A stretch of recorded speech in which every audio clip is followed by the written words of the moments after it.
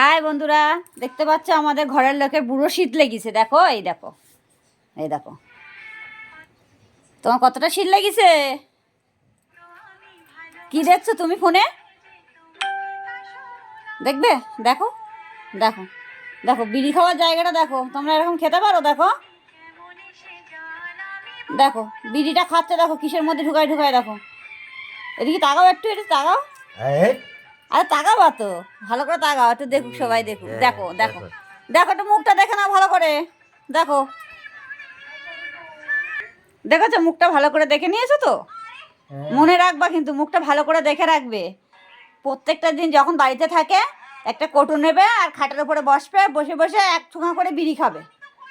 হ্যাঁ, কাজ যদি হলো হলো, না হলো না হলো, বিড়ি তো খাইয়েই যাবে একভাবে। মানে দিনের 3-4 প্যাকেট বিড়ি খেয়ে নেবে বসে বসে, সমানে বিড়ি ফোকবে আর এই ফোন দেখবে।